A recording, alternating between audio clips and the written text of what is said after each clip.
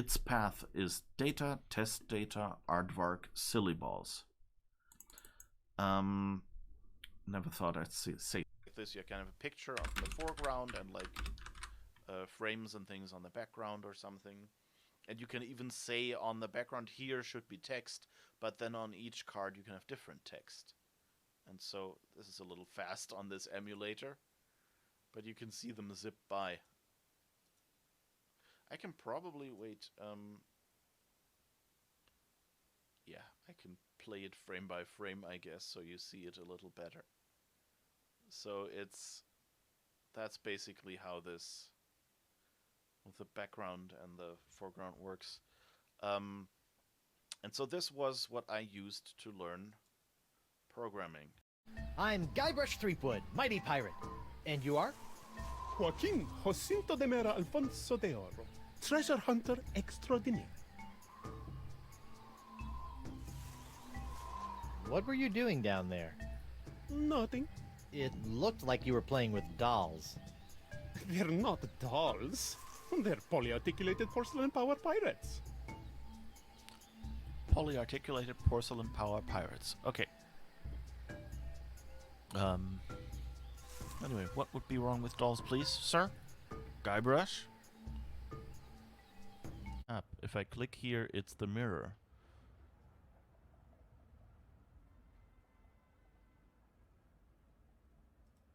Maybe I can close the door somehow, but I think she only goes over to the shower. Oh, maybe now I can... Okay, then you'll take your own life in this shower today. However, you're not entirely sure why. Well, wrinkles. Perfect. Say goodbye to your wrinkles, Pauline.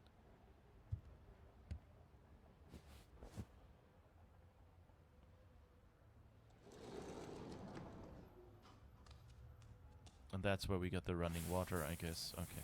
But at least now the shower worked.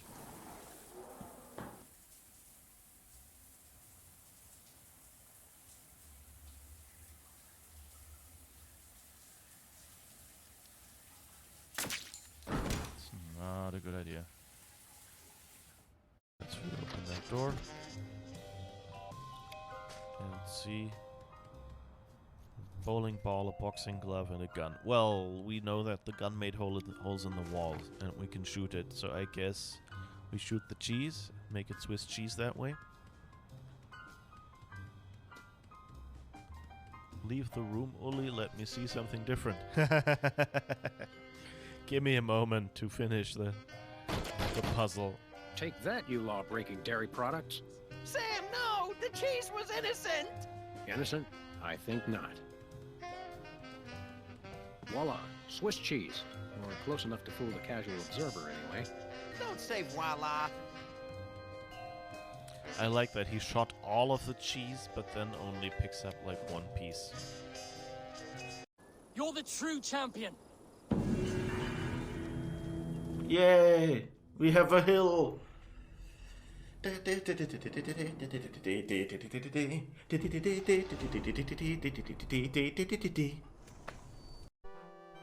It says, "Where have you gone, Joe DiMaggio?"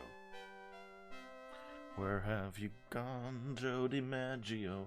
Our nation puts his lonely eyes to you. Ooh, ooh, ooh. Simon and Garfunkel song.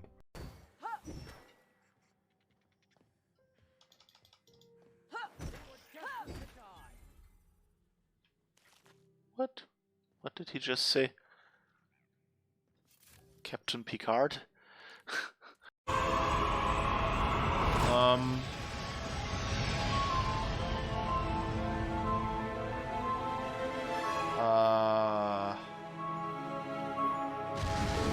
I guess calling back to the person who contracted us to find Ethan will be a long-distance charge.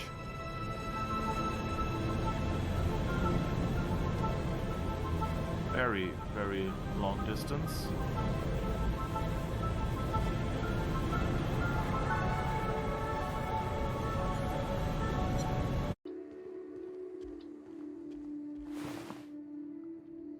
Iconoclast trauma kit. Was that last item?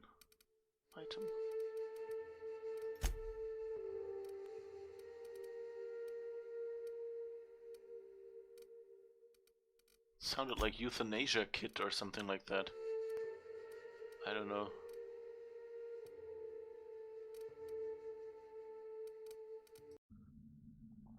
After sparrows 3 times call, after gull does 3 times fall, come maiden, mistress, mouse and hen, come fisher, farmer, frog and wren, or something like that. Hush a by and don't be a fright, Mama will sing through all the night, many an hour before morning sun. Don't dream of horror yet to come.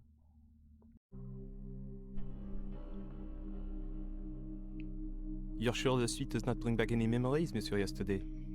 No, I'm sorry. Dommage. Well, call me if you need anything at all. Dinner with adult entertainment, you get my drift?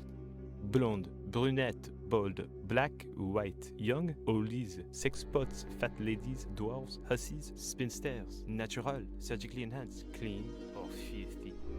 And 10% discount if I get to watch, okay? Thank you, Albert. I'll keep it in mind. It's a weird hotel. What the heck? Just rattles off the list. Maybe he's possessed by a dead, satanic, murderous spirit. Okay.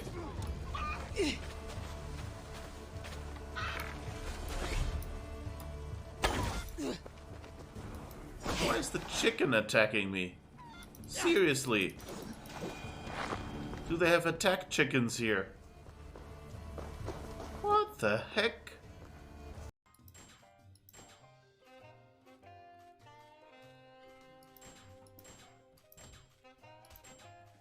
So now this should work.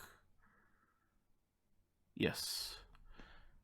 And interestingly, they have compatibility code, those bastards. Ha! So, you see, they noticed, someone drew a rounded rectangle around a push button in this window. So I guess they're trying to do the default outline, and it's around the default button. And so they just switched and drew this gray 3D outline. That's actually cool.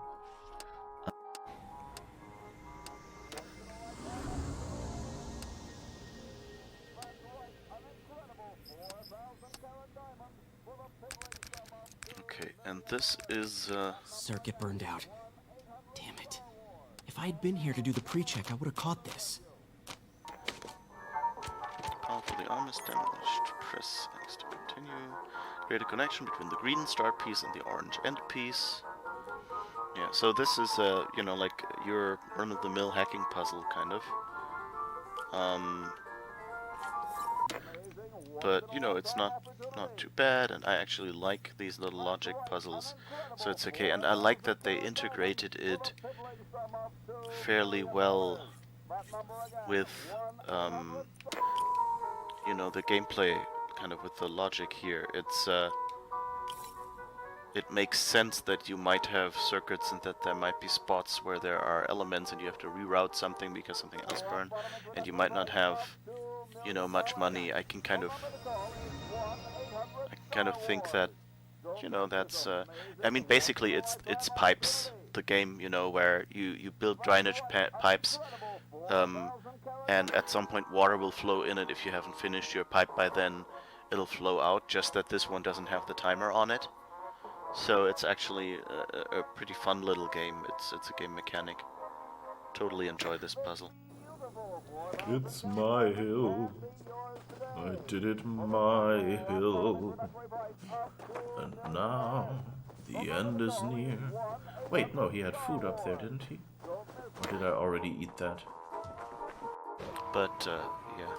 So I'm not super good at this web swinging, as you see, but it's fairly intuitive, and you can even, like, random button mashing essentially lets you get there pretty well, and it's It's fast and it's acrobatic. It's how web slinging, like how you'd expect Spider-Man swinging through the skyscrapers to feel. It's amazing.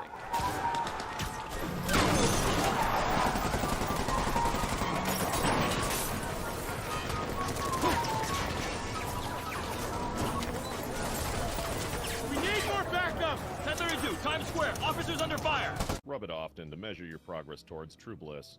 Oh boy, a pet unicorn! I shall call him Horny.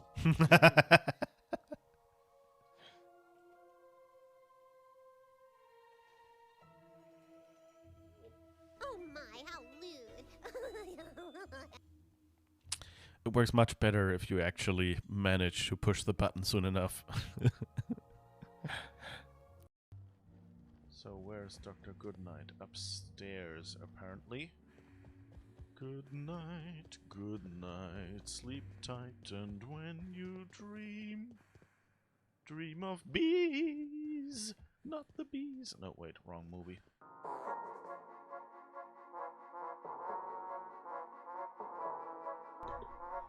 Alright, here we are with a very, very improvised and spontaneous stream. So I just generally knew it would be a good day to stream, but I didn't know what to do and things like that. So I went and thought, hey, I should do a game where it's not bad if I don't finish it in a day, like Monkey Island 4, which is basically the worst in the games, and I'm not even sure that I would want to play it again. So it would have been nice to just say, hey, play it for an evening, see if it's really as bad as I remember. Catch there was I didn't actually buy the remaster, or if I did, then I couldn't find it at the moment. I only found that I had the original Monkey Island 4 on GOG, which, you know, it's understandable. I mean,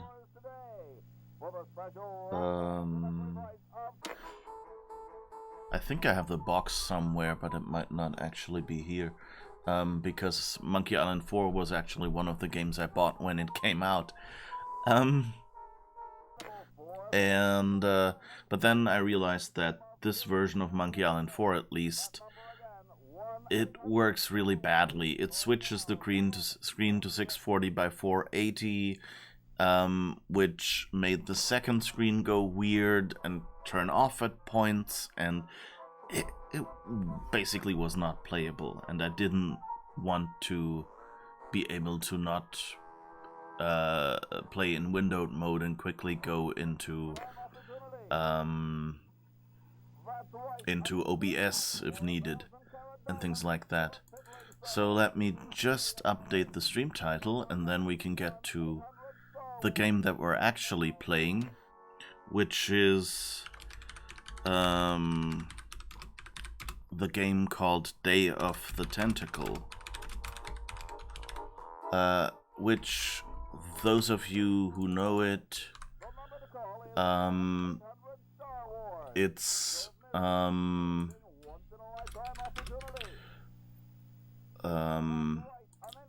a LucasArts adventure game. And if you remember, most of the LucasArts point-and-click adventures were people who have a box diskette should get a digital copy plus a special badge. Yeah, that would be nice.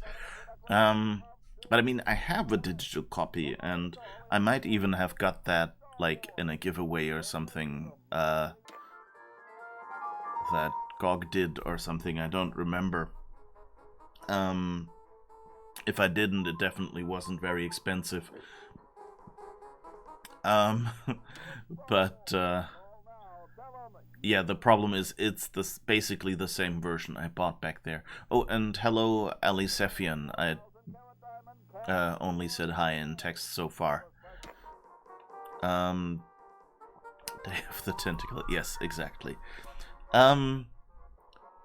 Yeah, so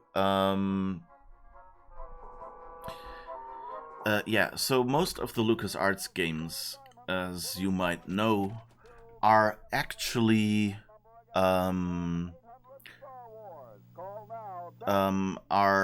made with an engine called SCUM, Script Creation Utility for Maniac Mansion. And Maniac Mansion is actually the first part of this game, Day of the Tentacle. So you don't need to have played Maniac Mansion to play Day of the Tentacle. Actually, if you have Day of the Tentacle, there will be a spot where we could theoretically play Maniac Mansion. But anyway, I think that Day of the Tentacle is probably the best game that that was ever made with the SCUM engine. Like, it's the most, like, there are some games that have better puzzles, there are some games that have better stories, there are some that have fancier graphics, but Day of the Tentacle is kind of at that sweet spot where the graphics were just good enough. You know, we're just really good at some point where even if you played it with the original looks, you would say, oh yeah, this is a nice game, you know, it just feels like stylistic decisions. The animations are just fluid enough, it feels like an animated movie. The puzzles mostly make sense, and are sort of intuitive. They require some knowledge of US pop culture that I didn't have when I played it the first time, but that's about it. And of course, as any LucasArts game, the music is really good. So I think it's one of the best games. Now, this is the special edition, but we can switch the art from,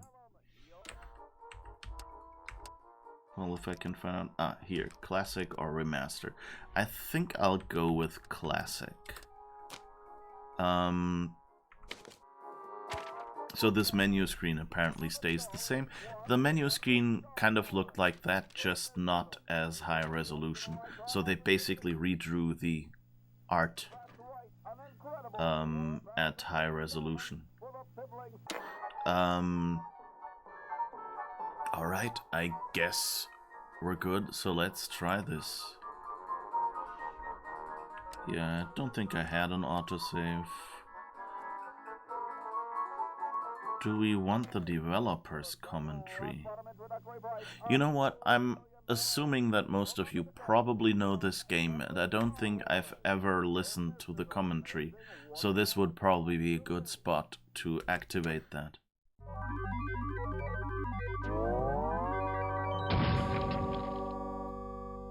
That's the nice thing about the remasters, they have commentary. So, did we already introduce ourselves? Should we do it again for real? Who's gonna start? Peter. Hi, I'm Peter Chan, and I'm the lead artist. You drew that painting right there, right? Yes, I did, yes. Okay. I'm Larry Ahern, lead animator. You killed that bird. And I think that was a Leela scene. Oh, okay. She's the animal killer. I like the mustache trees in that last shot, Peter. I'm Tim Schafer, co-project leader of this lovely game. And I am Dave Grossman, other project leader and designer and writer along with Tim of this lovely game. That should have been our titles, co and other. Co and other, yeah. Clint Bajakian, one of the composers. Peter McConnell, one of the composers. Nice. The game has begun, you guys. Okay, so we saw the lovely, what was the name of that classical music that plays during the opening voice? Rossini, William Tell Overture. It's the quiet part of the William Tell Overture. There's two classical pieces that need mourning in cartoons. Yes, there's that one, and then there's, and the other one is, that's from, where is that from? I don't remember. It might be Peer Gynt or something like that. That's a good guess. It's not another place in the Rossini, is it? No, I think it's Peer Gynt. I think. But for that opening scene with the music, we actually got the score and sequenced the ink into the MIDI sequencers. Mm-hmm. That was one of the big panning sequences, like wide pieces of art for the game. Oh, the room shot? It was a double room? Mm-hmm. And I noticed there's a poster with an L from Laverne and Shirley on that poster back there. Here's one of our giant animation scenes. How did you lip sync back then? Because we didn't have any like tool. Nowadays we use a tool for lip syncing. Do you just by hand? I think we just timed it out like the old-fashioned timing sheets. Now that was for the cinematics, but for in-game, wasn't it Eric Wilmunder? I thought it just blah blah blah chattered. I think the in-game was just on-off with audio on-off. Yeah, there's no actual lip syncing for the majority of the game, So which is funny since I have gotten many compliments on the lip syncing for this game over the years. Because, you know, it loops around and every percentage of the time it's on, right? Well, because I remember Eric... Yeah, I think Eric designed some kind of an algorithm for making the lips move to the level of volume. Yeah. Right, if there Of the pauses, waveform. pauses in the audio, waveform, it stops yeah. moving the lips. Yeah. That's true.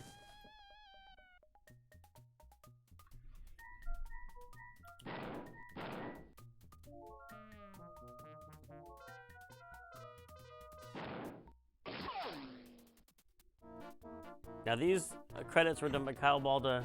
That's You're right. saying entirely on his internship? Yep. So wait, did we not pay for these credits? Or did we pay for them? You got paid, right? I think so, yeah. He took time. This is Peter, the other Peter. We took time out of CalArts. He came and spent some time with us, and we gave him this intro as an internship, and he did a fabulous job. Seems like a funny thing to do, like, hey, you're an intern, you've never done this before. Do you want to do the entire animated intro, the most... But I remember when he did, you know, when he finished something and shared it with us, we were all blown away by it. Yeah, it was awesome. The most iconic signature piece. Can you hurry and finish that before you go back to school? Set the entire tone for the look of our game, and it was excellent. I would later learn that this was the perfect piece to have Kyle work on because he was colorblind, as it turns out. I didn't know that. I saw him working on something else, and he had other people picking his colors for him. Oh, interesting. There was another 3D artist we had there in B Building that was colorblind too, and it was one of those things where people were just kind of, have you noticed everything he does? The reds don't make sense or whatever. I couldn't remember what it was. oh, the cow. I always get really happy watching these credits. I like the stretchy cow neck. That cow should have showed up again later somewhere. Missed opportunity. What if the cow had come on their journey with them? Everything would have been so different. Well, here's the story explanation right now for why the cow doesn't come. Because he's just tired. Doesn't want to make Like the walk I've been up to the hill. mansion before. Now, this was the first fight I had with Peter McConnell. Do you remember this, Peter? Yes, I was gonna.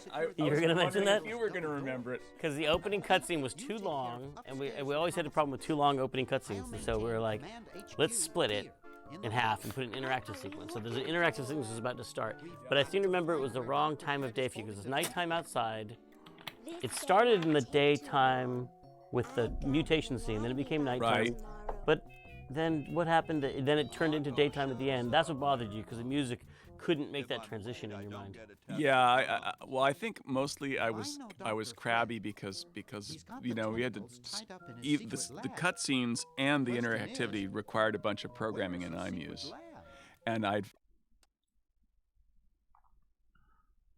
All right, that's interesting. So it shows me all the controls now in the middle of the commentary.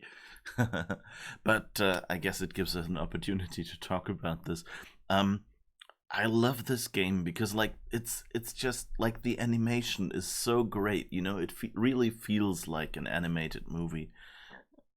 And of course still it's a point and click game, and the way that cow at the start goes, like that's one of those images that are just burned into my brain of all these people keeping going and the cow going after it and then stopping, like looking at the camera and going like,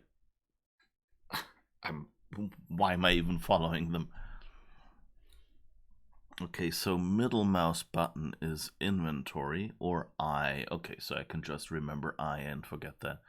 And verb selection dialer is right click and walk to and confirm is left click. And backspace would be skipping cutscenes, which I hope I will never do. A is commentary, and then 1, 2, 3 lets us switch between the characters, and we can use the numbers for dialogue selection as well, and dot is skip dialogue. Okay. And shift highlights all objects that are clickable. Okay, that's new. I don't think the original game had that. Escape is the menu. F1 switches between render modes. Okay. Finished it one way, and then you changed it to another. And so I think I came up with some sort of artistic argument that had to do with daylight like that.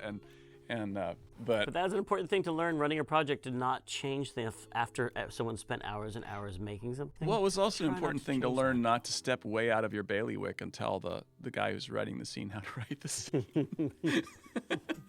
Oh, there are bailiwicks all over the place in this game. All right. So what was it? F1. Yeah. So that's. I think the stylistic update is pretty good. It's pretty faithful to the art style. Doesn't look too different. But it also kind of, I don't know, it feels a little smoothed, which is why I actually prefer the pixel look. Like here, it looks like blotchy, you know? Too smoothed here.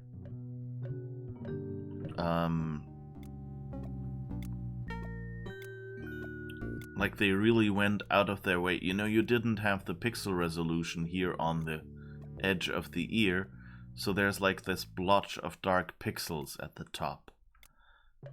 And they kind of kept that here. And that it feels, you know, it feels a bit like a computer had rendered it. Had smoothed it instead of being a human looking at the art and kind of, you know, drawing the same shapes with more detail. And I mean, that's, you know, there's a trade-off here. The closer you stick to the original pixels, the less likely people are to complain that that this game, you know, that the character suddenly doesn't look like it looked before. And I think that's what they went for here. If you remember the Monkey Island remasters, where they basically did a completely new art style, and that just that looks so different that I actually actively dislike the new art style. Whereas here it's just it's okay. I could play the game this way. The only thing that annoys me is actually this blue box around the text that shows you, like, in the old version you have this sentence line down here: walk to or use textbook, look at textbook, look at door, look at fake barf. How did that get up there? A horticultural horror.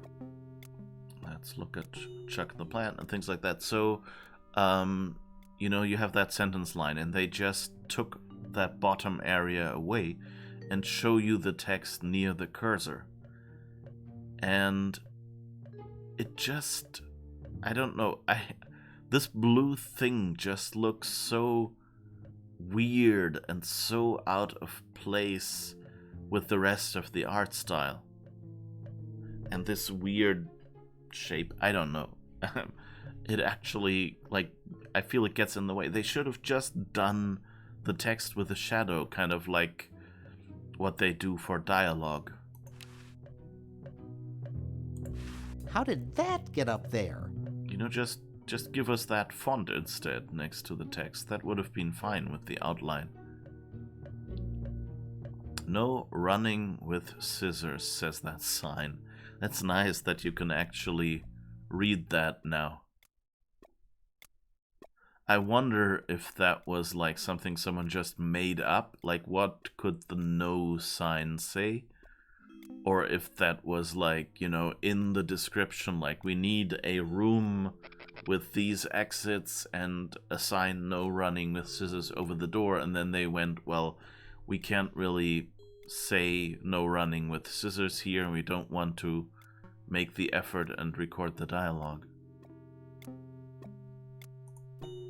Help wanted. Lab assistant. Hardworking moronic drone needed to assist genius with experiments. High school diploma not required. Rule number 1 in adventure games, take everything that's not bolted down. That one looks like it's from a local hardware store. And this is the first mistake I made when I originally played this game, is that I didn't look at this flyer again when I got it in my inventory, because, and that's kind of, I mean, on one hand, you know, you don't want to, I guess you don't want to be too in your face with the puzzles, but on the other hand, you kind of have to develop this reflex to actually read stuff in your inventory again, just in case there's more information. It's from George's Hardware. George says that every American should have a vacuum cleaner in their basement. Help wanted. Lab assistant. Hardworking moronic drone needed to assist genius with experiments. High school diploma not required. So you see, that's the difference. Like, if I look at this sign in the window, you get the same in the inventory. But you don't get that with the flyer, so that's a little inconsistent. Like, if you got used to it, you know, the character saying a general description when it's seen in the environment, and then a more detailed one when you click it in the inventory, then you would immediately realize, okay, I need to look at everything. So I would have kind of, like, if I was doing this game, and if I was doing a modern game, I probably at the latest would have gone, when you pick it up, somehow indicate that there's something to read here, and not for the other items. Or just make the game so that you always have a little less detailed information when you look at it in the scenery, and when you pick it up there is more information. But the question is, do you have that for every item? And that's the problem. Like, in the real world, you would pick up a sign and immediately see, is there a lot of text or something, or remember, did I even bother reading it? And here you kind of look at it, and that sometimes implies reading and sometimes just a casual look. So that's kind of tricky. But I guess, you know, at some point in the game when you're stuck, you will probably just go and try every item with every item. And that's how you find out, oh, this thing, I must have missed this the first time. No, you didn't miss it. He just said generally, oh, it's from a hardware store. And now that you've actually looked at it closely, so, you know, they're tricking you a little bit into, you know, not seeing this immediately. Which, you know, I don't find super fair, but, like, in the context of how you usually play these games, you would have probably eventually found it. Spearmint, my favorite. It's stuck to the floor.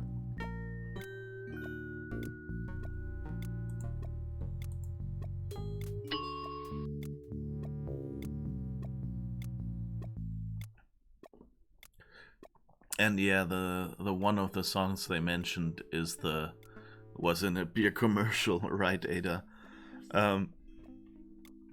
True that.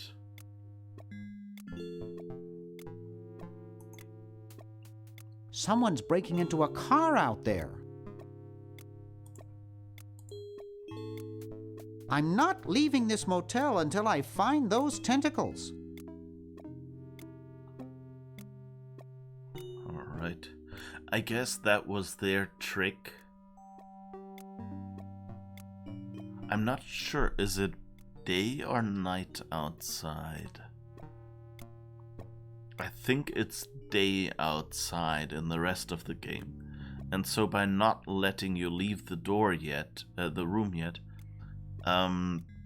they didn't have to render the outside area both as day and night. But I may be misremembering.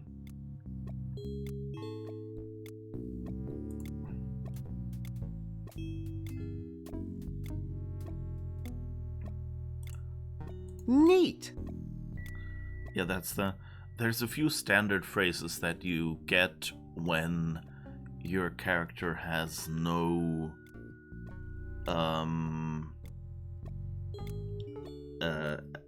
has nothing to say about an item. And for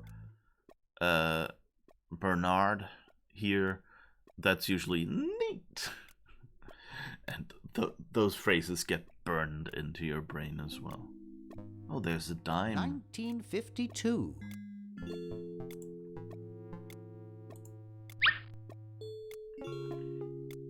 And that's kind of fun as well. You have to pixel hunt a little bit. I regret a little bit. How did that look in here? My guess is it was probably more visible than here. Out of order. Out of order. Aww. Open the door. So, by the way, I'm using shortcuts. Like, as you see, if you mouse over something, an action down here highlights. And that's also, like, this game has some slight user interface conveniences that are really great, like the common action to do, like for a door, usually unless it's locked, the action is open. So you still have the verbs, but if you right click, you get that default action. So in many cases, you're just right clicking all over the place and it's fine. So for most other items, it's look at. And then if you want to do something specific that you'd figured out, then you go and click a certain verb. And that's an update that is pretty good in the modern mode, that if you right click something there, you get the default action, open, you get close. So basically, you get all the actions that actually work with this object, which some would argue is probably a little bit of a spoiler. But on the other hand, like you generally, in the real world, you look at an object and you know what you can do with it. Like, I can open this door and close it again, I can knock on it maybe, but in some contexts, knocking wouldn't make sense. And I guess use is shorthand for walk through or something.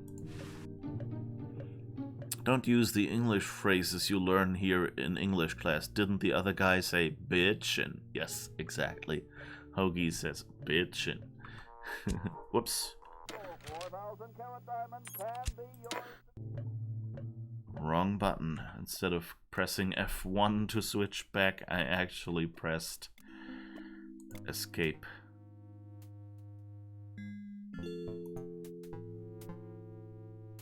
Gee, Dr. Fred doesn't have a penny. Aw. Gee, Dr. Fred doesn't have a penny. He just, I only intended to look at, but I guess the default action was pick up and I didn't pay attention.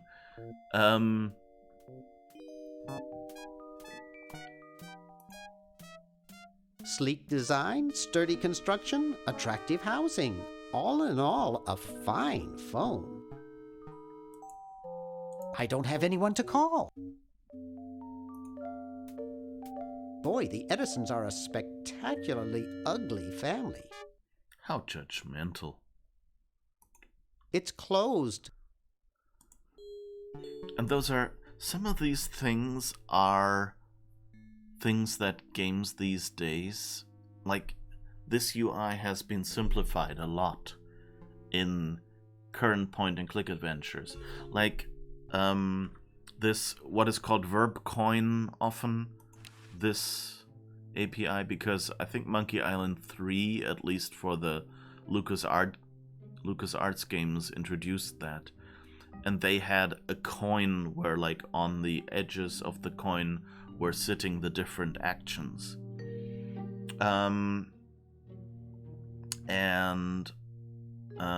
So that is kind of the minimal thing that games these days have. They usually don't have the sentence line anymore. Which kind of, makes sense, because, like, the old... Like, this all started with text adventures, where it was, you got some text on the screen saying, you are in a dark room, you are likely to be eaten by a grue, or whatever, And then you got a command prompt, a text entry line, and you could write things like, push light switch, or look around, or whatever, And then when the first graphic adventures came out, like from Sierra, what they did was they just put pictures above that sentence line so that they didn't have to describe the room necessarily, and you would just still type in sentences like look at door, or look at potted plant, or put pot plant in plant pot, or whatever. That was actually in software developer circles. That was one of the tests people liked to use to find out whether your sentence line parser was really good. Can it handle that? And in some text adventure development programming languages, you have a built-in parser, so you can just define an object and give it nouns and adjectives. So for example, you have a pot and it has an adjective plant, so it's a plant pot. And then you have a plant which has the adjective pot because it's a pot plant. And then you can put the pot plant in the plant pot, or you can say put plant in pot. But the problem is the plant pot and the pot plant both use the same words. So you kind of have to prioritize. First, find someone who has the noun that was given. And only if there is no match for that, try someone who has the adjective. So like, if you have a blue button and a red button, you don't want to require players to always type in push red button, push blue button. And if there's only a red button, you just want to be able to say push button, because there is no other button. But on the other hand, if there's two, you want to be able to just say push red, push blue, So all the words kind of have to work and have to be prioritized right. I have the impression that the first players had very low expectations towards games because they clearly did not expect these missions to be easy and obvious. Yeah, I mean, there's a whole historical context for that as well. But anyway, and so, like, the original sentence line UI was basically just don't have people type the words anymore, let them use a mouse. But you're still building the sentence here. And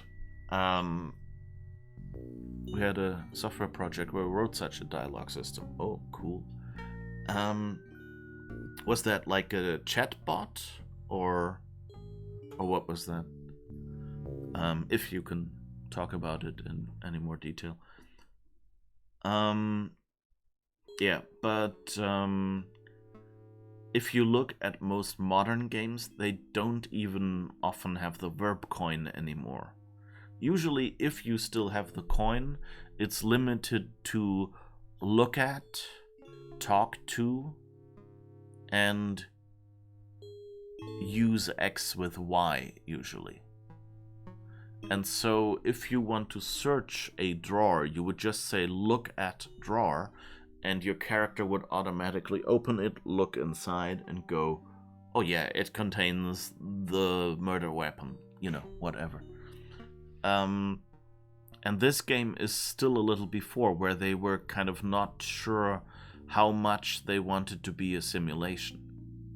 But it's kind of always, you know, like, if you think how your brain works as a human, you never think, I'm going to go over into the kitchen, open the second drawer from the top, reach in the upper right corner to get a fork, push the drawer closed again, and then open the other drawer below it, take out a bowl, push it closed again, you know, and then, I don't know, put food in it and start eating. I don't want to write out all the steps there. But what you rather think is just, I'm going to get a fork from the kitchen. So the whole process of walking over to it, opening the drawer, reaching in the right area, taking it out and closing the drawer again is kind of implicit in your brain. And the same thing kind of seems to be the general conclusion for computer games, to say, hey, make stuff that people don't really explicitly think about implicitly happen in game. Like, if they say, I want to examine that drawer, then examine whatever makes sense, you know? Don't just always examine the front. Open the drawer up and look inside, maybe, because that's something someone would do, you know? And of course, if the drawer is, you know, rigged with explosives or something, then examining the drawer would maybe say, there are some weird smudges at the bottom that could be C4 or something like that, you know? So you kind of have to implicitly realize that the player is kind of trying to be careful by first looking at it and then using the drawer or whatever, you know, or if you say pick up the drawer, then probably in 90% of situations in life, what they mean is open the drawer and take the stuff out. Because how often in your life do you actually pull out an entire drawer to, you know, use as a makeshift wash basin or something? It was a little text-only game like Zork in a spaceship, and they also said what you just said about adjectives and main nouns. Okay. Cool.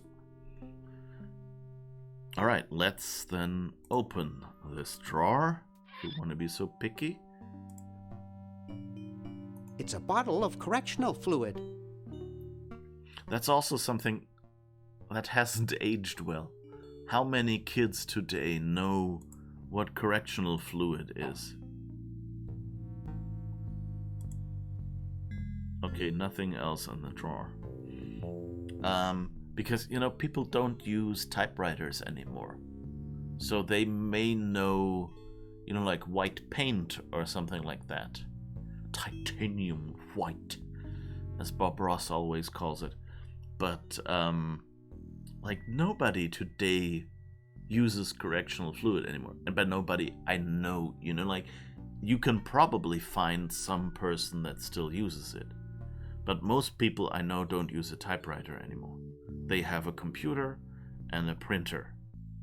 And if there's a mistake that they haven't already fixed while it was still on the screen, then they do a second print out. They don't use correction fluid and, you know, print only one letter and stick it on or whatever. So, I would be curious, like, how a teenager from today would play this game and whether they would know what correctional fluid is. It's a bottle of correctional fluid. Wow, it's from my favorite movie. Of course, you look at it and you go like, okay, that's Darth Vader. And that makes sense because these games are by LucasArts, which, or as it was originally called, Lucasfilm Games. So, yes, they're related to George Lucas. And so, of course, they were kind of doing little nods to other franchises from the same company. I think, if I'm not mistaken, that all of the LucasArts games actually belong to Disney now as well. Not just Star Wars. Which is funny because Monkey Island was supposedly inspired by the Pirates of the Caribbean ride in the Disney parks. So it's kind of come full circle. They now have a Pirates of the Caribbean parody game franchise. That's Pirates of the Caribbean, the same ride that inspired the modern Pirates of the Caribbean movies. But of course, the movies, you know, got kind of an injection of Johnny Depp. So I think they were originally more serious. But I've never actually been to any Disney parks, so who knows? Maybe they were kind of cartoony already, but I think they were just like reasonably real-looking pirate animatronics and things in a ride. New stream idea: teenager reacts to 90s stuff. Oh wait, that actually already exists? Will Disney turn text adventures into movies next? I would love having, I mean, they would probably, I don't know if you can, you know, like Monkey Island works as a game. I don't know if they actually, if you could actually make a movie that wouldn't just be, you know, kind of a pale shadow. But, you know, if they manage to do a good Monkey Island movie, I'd love that. And hi Andy, what possible harm could one insane mutant tentacle do? Exactly, yes, we're not there yet. I've been talking and talking as usual.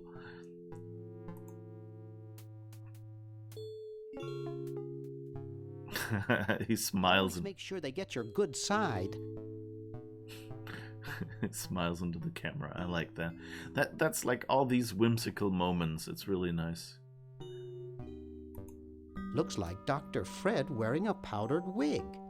Handsome in a way, but I'm glad he eventually accepted his hair loss. So if you've already played that game, then my guess is this is not Dr. Fred. The powdered wig. Oh. The safe is closed. I don't know the combination. You know, we're actually looking for the tentacles, but hey, at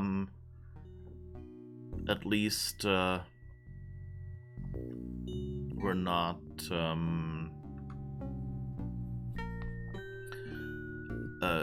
but you know, we might as well do some breaking and entering while we're at, like, stealing his Swiss bank book.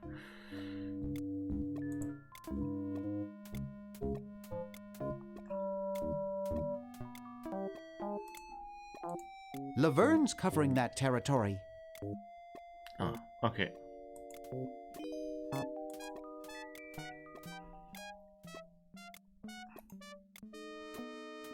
It's signed, here's your EPA grant. Keep up the good work.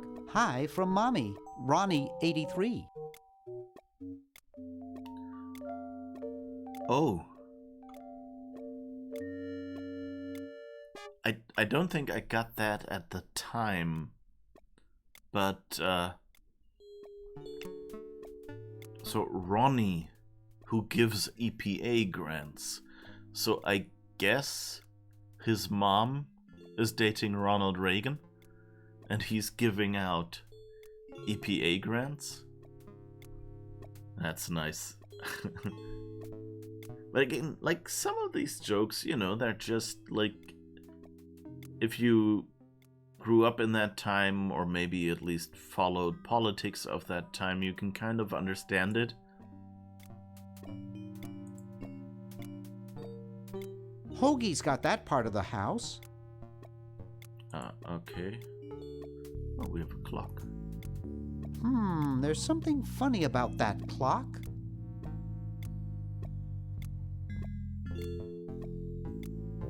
And of course, I guess this is a spoiler if you're in modern mode. Yeah, because it says open. So, you know, it's kind of a little easier to guess what you can do with this adaptive verb wheel.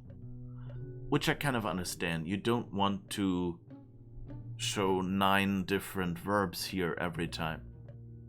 You know, so that's a problem that they had with the update, I guess. Whereas here, you get the default action look at and then have to go, that knob, maybe I can open it? Aha! A secret passage. This is all too easy.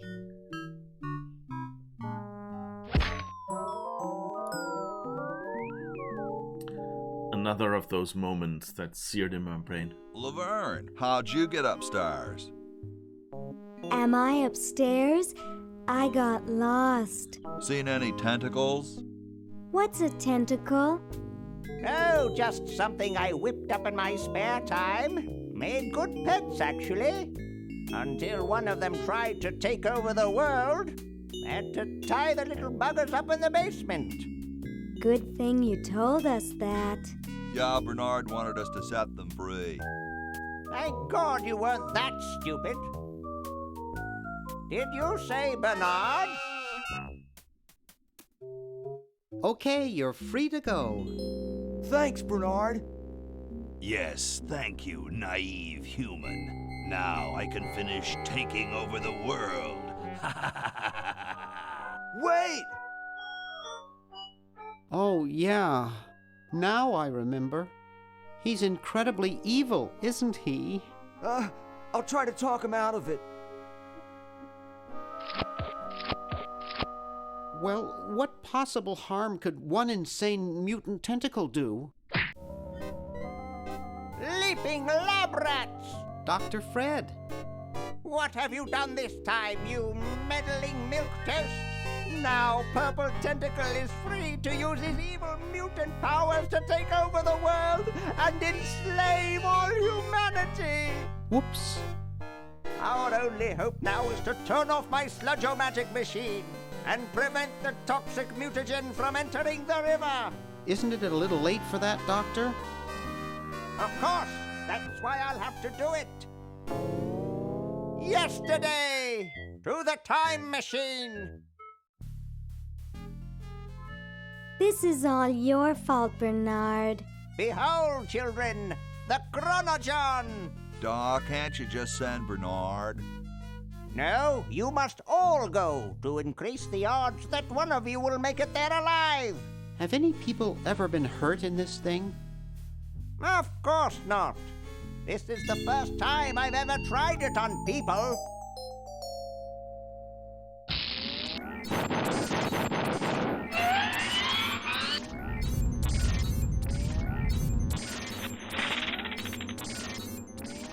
Well, I'll be. And then there's the porta potties, vessels. Chronogons. Yep. Chronogons.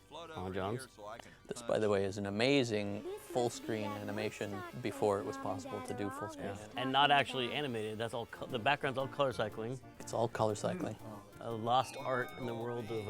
I forgot about that. Now that computers work like they should, you don't have to do that stuff anymore. You know, if you look at Mark Ferrari's website, not that Mark Ferrari worked on this game, but he was a master of color cycling, and he has a whole website where he's done it in a more high-end way, like with higher res color cycling. He just kept perfecting that to higher and higher resolutions. Yeah, that stuff was crazy. He was into it, and then I think Bill Eakin was the one that inherited the mantle from him when he left. All the lava in '84. Yeah.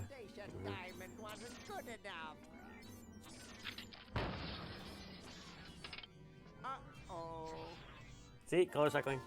Wow. Awesome. Yeah, so Hoagie that joke was like 2-3 frame animations. And a little surf music for Hoagie. We always had a place for surf music in our games. That, the Bone Wagon theme. Yep. That's right. I think that surf music was yours. That was mine. Yeah, I did that last little sequence there. Yeah, you know, the musically, this I believe was the last project that we all worked on. Certainly the last original title that we all worked on together, sort of equally as composers, where there was no lead composer, and we all pretty much panicked and freaked out together. What happened to Hoagie and Laverne? I knew I should have bought a real diamond. Are they alive? My dials say that the larger specimen landed 200 years in the past, and the other is stuck 200 years in the future. Well, hurry up and bring them back. I will, as soon as I get a new diamond. Then all your buddies have to do is plug in their respective chronogens and... Plug them in? Where is Hoagie going to find an electrical outlet 200 years in the past? Yes, well, he'll be needing my patented super battery then, won't he? Now, where did I put those patented super battery plans of mine? Plans? How are we gonna get Hoagie plans? Don't worry me with details, boy. Just help me find the plans. They're in this house somewhere. Now what am I going to do? I think I made myself perfectly clear. Step 1, find plans. Step 2, save world. Step 3, get out of my house. Let's get cracking.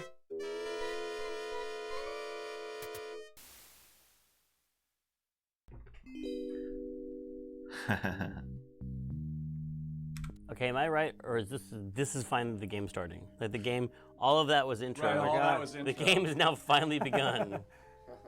And then as soon as you walk off screen, we freeze again for another cutscene. Ah, okay, now we're playing. So the original cutscene was like 7 minutes before we added that brief, tiny introduction to.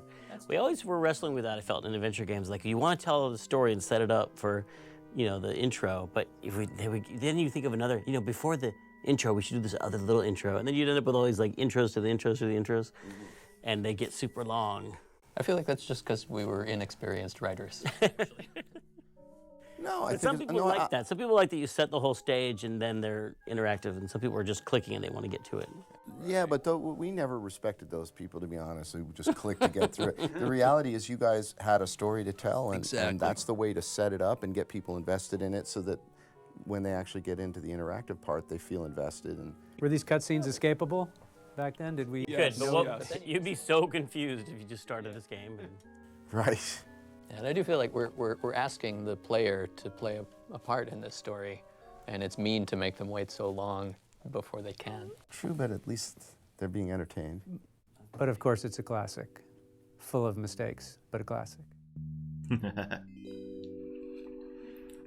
All right, yeah, that was a lot of cutscene. But, I remember back when I played these games, most, since the computers were still so simple, most games were just, one screen of text, with like start the game and things like that, telling you, okay, use these buttons to do this and whatever. And the winning condition is this, and then you clicked start, and then you were immediately in the game. So, at the time, having long cutscenes, at least for me, was still, it was a positive.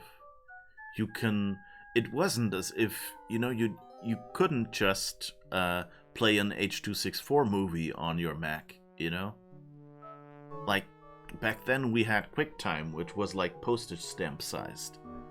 So, and which took insane space on your hard disk. I mean, even this game you would probably have played off the CD.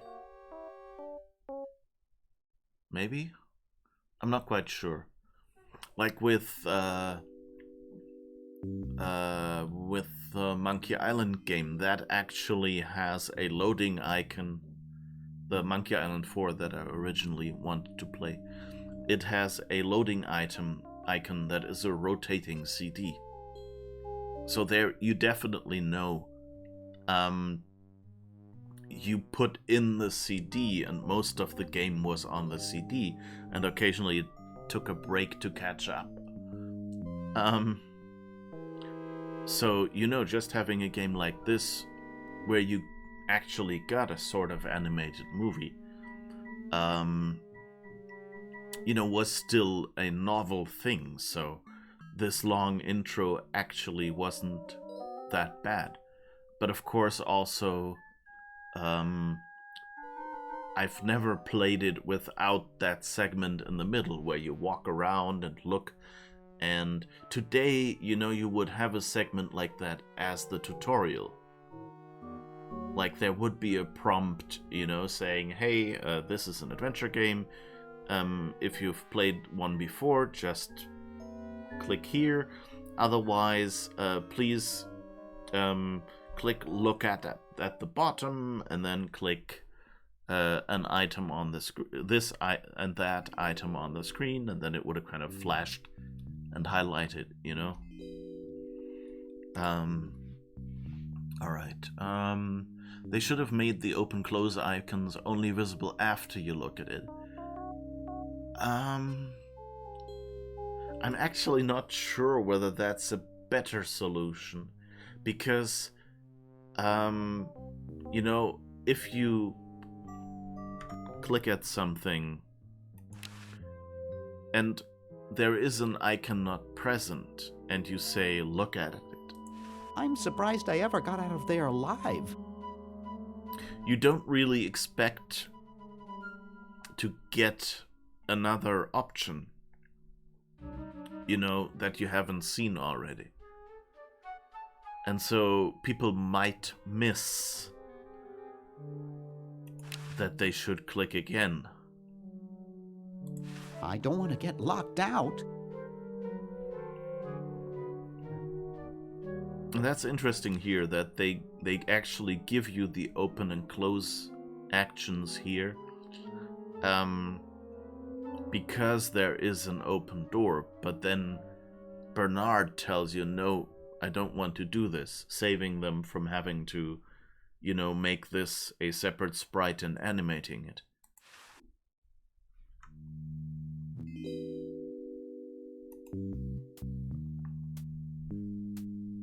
Neat. So I guess the approach of just reducing the number of actions, like most games these days do it, but leaving them all visible would probably have been better. Like, and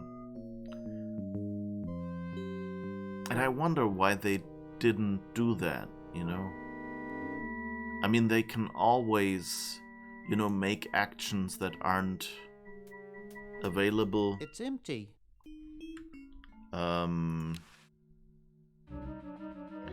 Inactive in some way. So you still have them and see them, that they would exist here. Or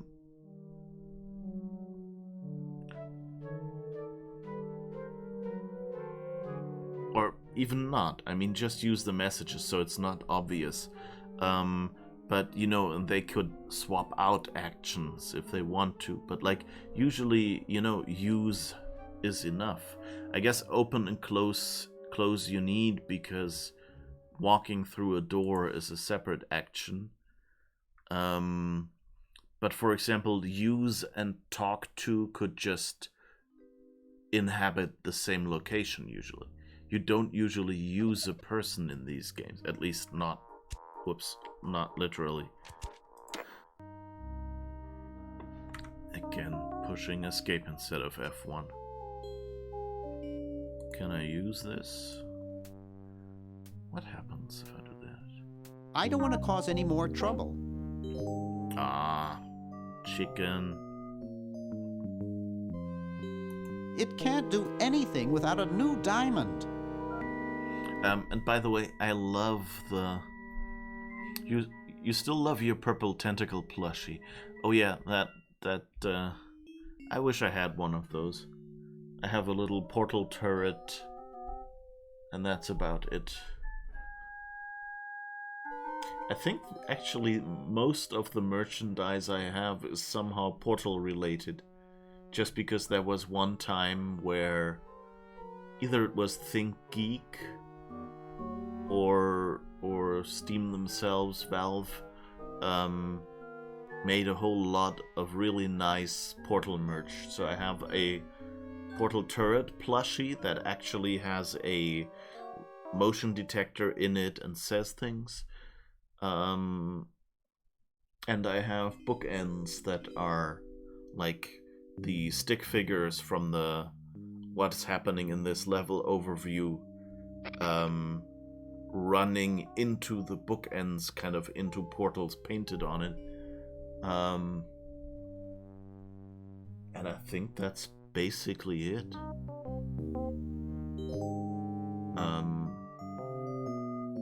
I have the Rogue Amoeba, and the Twitterific Ollie, the bird. And a Wally and the guy from Up as like little plastic figures, but that's about it with mascots and merchandise for me. I mean, I have a few action figures like Doctor Who. Well, they're not Lego, but like Lego compatible dolls. And a few G.I. Joe figures, and well, I guess the Mass Effect Andromeda Sarah Ryder action figure kind of counts as merchandise as well. That's it, I guess. Maybe one day I'll figure out an arrangement of furniture where I can place my desk, so I can have, you know, like once some streamers have it, like they have a wall behind them with like all their Funko Pops and whatever. And maybe I can do that. Take that shelf out of that room and place it somewhere where the camera can capture it.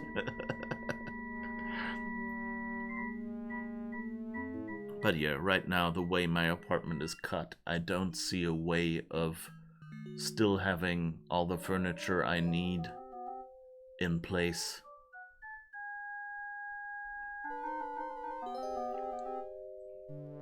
And Mark Ferrari's high-res color cycling stuff is at this URL. Okay.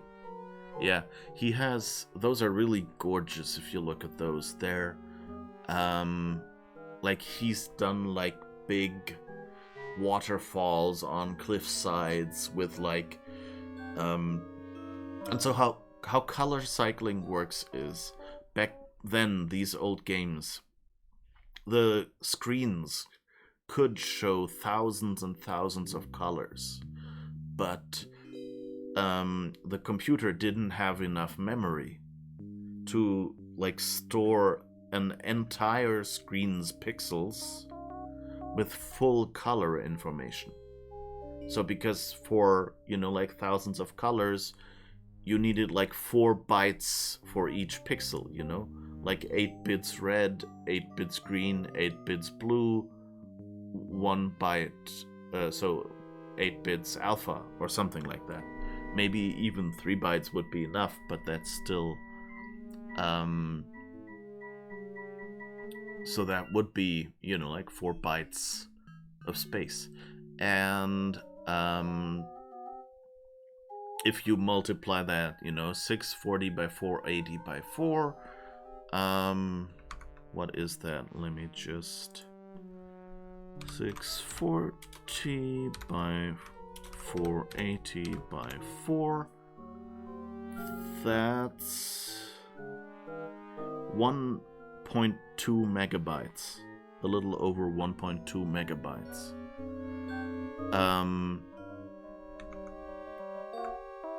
And you know, consider that computers back then had maybe 4 megabytes of RAM.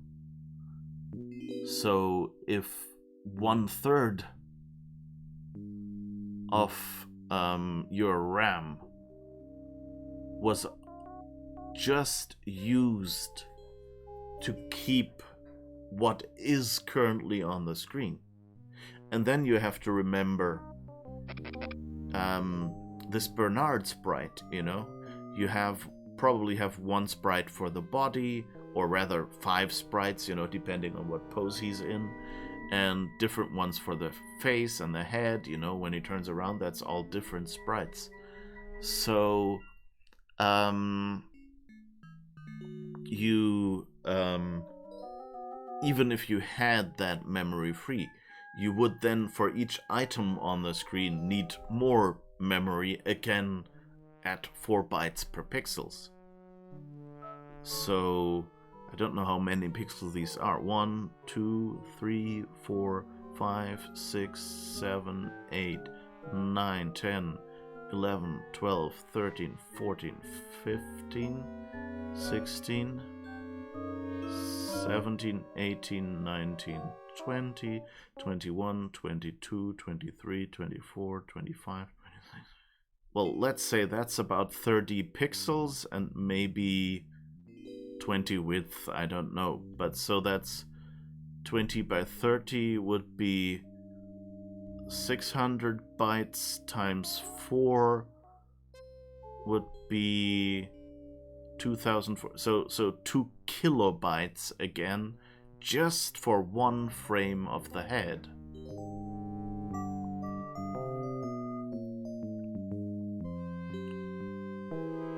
$80.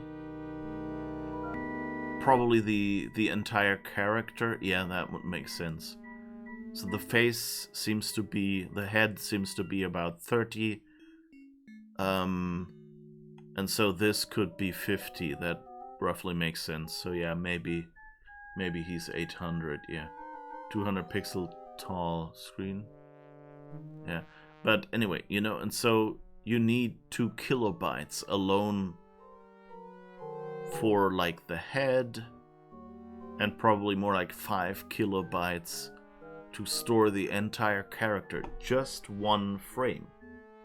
So that means if you have, you know,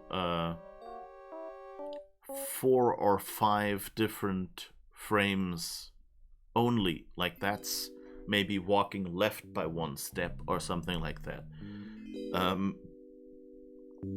then you're using 10 kilobytes just for that. So again, that adds up quickly. And so what they did instead was they only used 1 byte per pixel, for instance, and then had a lookup table where it contained a color for each of the 256 values. And you know, that was like for the entire system, basically, that lookup table. And so you could use 256 different colors out of a couple of thousands. But you could also, like, the system came with a standard palette. That's probably like 1 generation later. At this time, I don't know if they even had 256 colors. My guess is they probably had like 16 colors, so that would be 4 bits. So that means 2 pixels actually shared 1 byte. But it was still out of a much larger number of colors. And so what they could do is for each scene, they could make up a palette of 16 full colors that take 4 bytes. but then each pixel on the screen was only 4 bits. So it's a lot smaller. Like if I calculate this 640 by 480, and again, this is probably more like 320 by 240 or something anyway, but since I started originally for the 1.2 megabytes with 640 by 480, I'll just keep that so the comparison kind of works. So 640 by 480, and now we divide it by multiply it by 0.5, because of course we get 2 pixels into 1 byte. And so suddenly we're at 153 kilobytes, which is a lot smaller. So it's almost factor 10 smaller. So that's what they did. And the fun thing about this is when the graphics were actually output to the screen, it would then send the requested color out to the screen for each pixel, but by looking it up in the lookup table. And that in turn meant what you could do is you could just swap out colors in the lookup table, which is, you know, just replacing 4 bytes, which usually is one machine operation. And so that's how they did animations, larger animations. They didn't actually move around all those pixels, which was difficult and, you know, like couldn't be done fast enough to swap out the entire screen the required 24 times per second or something. But what you could do is swap out color table entries. And so if you smartly picked your colors, like if you only used 10 colors for most of the objects, like for Bernard and people like that, and then used he's what, 1, 2, 3, 4, 5, 6, 7, 8, 9 colors. Yeah, he could be roughly 10 colors. So you still have 6 colors for everything else. And so what they could do is draw the background with these 6 colors in a clever way, so that it simulated movement when you swapped out the colors. Like you could just shift the color by 1.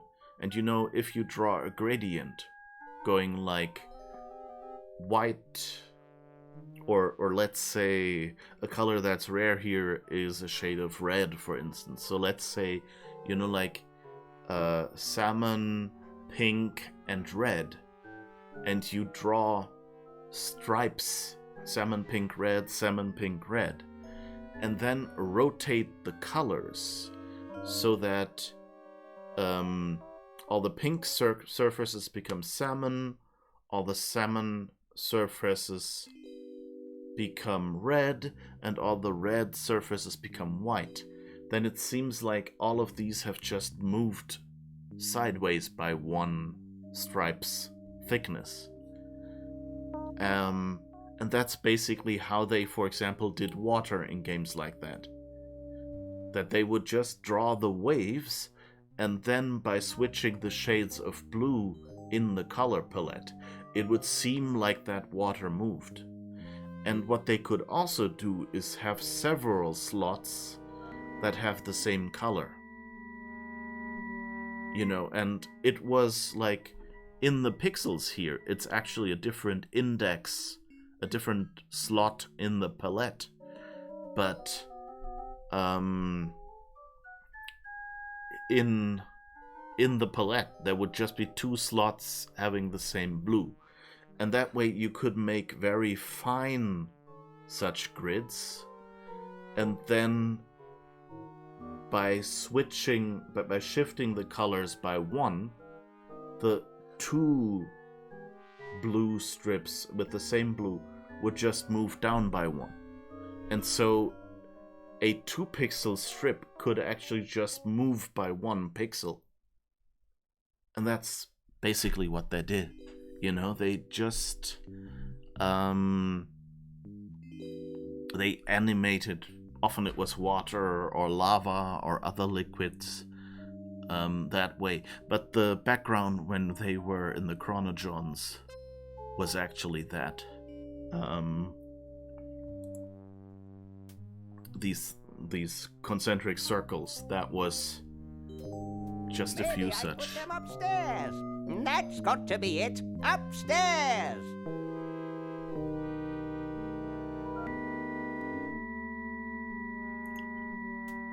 It looks like a generator driven by a treadmill. A hamster generator, okay. I just realized I have to really pay attention. When I mouse over something, I see that it says walk to a hamster generator. But of course you folks don't hear that in any way. So I should actually read that out. Oh, hamster generator. Here's the lever. There, it's off. But it's too late now. Aww. It's too late. To do. It's Dr. Fred's design for a super battery. It's capable of storing up to 1 gigavolt with a charging time of only 0.01 seconds. Wow!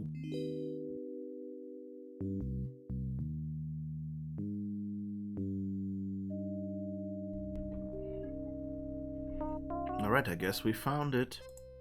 I've got the plans. Quick, we have to flush them to Hoagie. How did you get over there? My ingenious super battery design, please. This how did you get over there is a cool lamp shading moment. You really flushed them. Yes. Down the toilet. No, through time.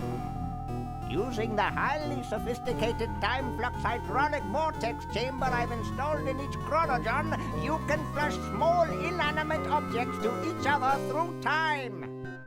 Flush small inanimate objects to each other through time. Hello? Dr. Fred, can you hear me? Drat. Did you hear something? No. Let's see if what's-his-name catches on.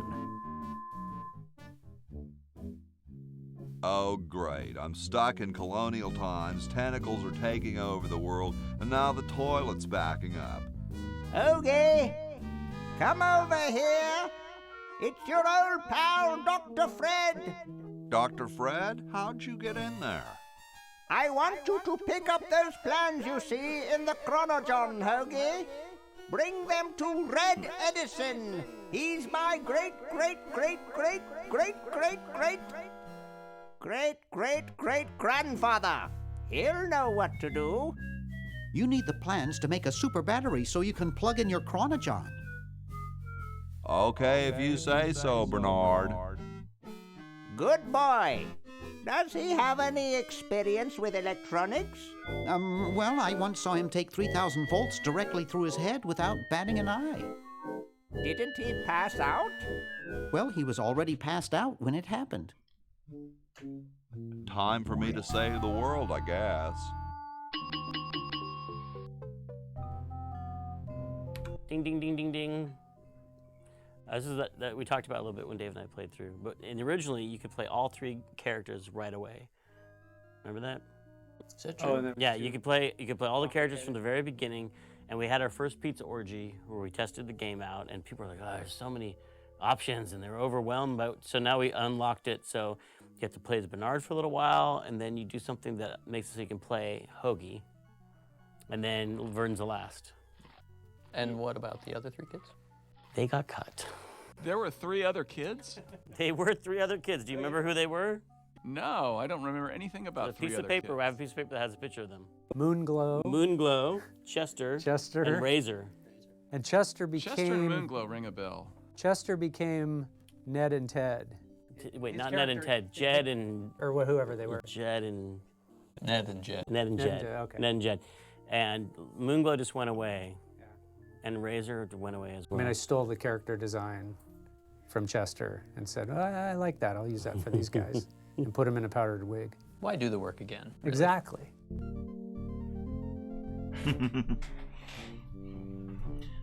So, in the original, in that case, they mean not this original before the remaster, but actually the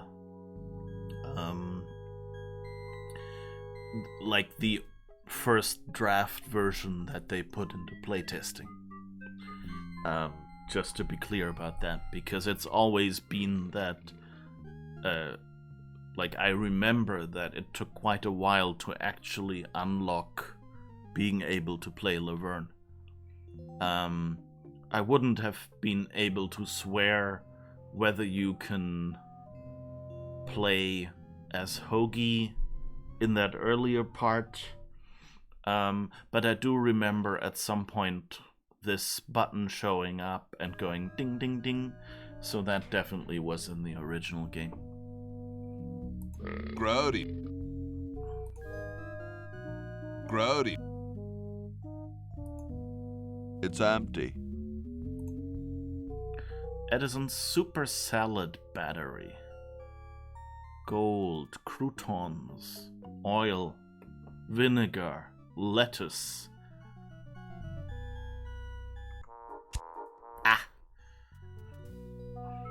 Pushed the wrong button. It's the battery plans I'm supposed to give to that Red Edison dude. And thanks for confirming the 320 by 200. Oh yeah, it was 320 by 200 originally, and then kind of went to 240 later.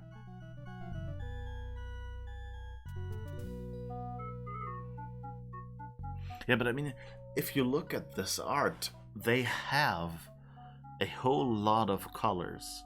Like, you kind of see that the characters are relatively flat shaded and simple, but then, you know, they need to be animated. And the backgrounds, it's like in many animated cartoons, really. That you have a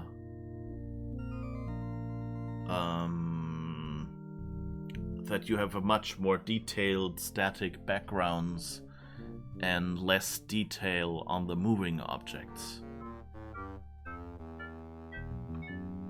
And of course here you can kind of see that, you know, especially here with the wood, they... I'm not sure if that comes out on the stream, but they actually employ a little bit of dithering here. So you can kind of see like a few checkered, darker pixel, which is probably half, you know, to give some smoother color shading and to make, you know, the wood look bent and uneven. But also gives it a bit of a wood texture. But then the top areas here have much less dithering, so you don't really need that for wood. So I think the primary use is less texture and more just achieving those colors. I should plug that into the super battery once I get one made. 320 by 200 and 256 colors. It was the nicest graphics mode to use with the VGA, not just because of the color count, but because it was 1 byte per pixel laid out in one contiguous region in memory. Yeah. Every other color graphics mode on the EGA VGA required you to juggle separate bit planes. Oh, did they actually use planar colors? So yeah, that's or do you mean like just because one pixel didn't evenly fit on like 1 or 2 bytes. Because if you look at modern screens or later true color screens, what happened was they used 2 bytes and then divided them by 3. So you have 16 bits. And so for red, green, blue, and usually they didn't have alpha back then, but I think they just had like a few alignment bits or unused bits.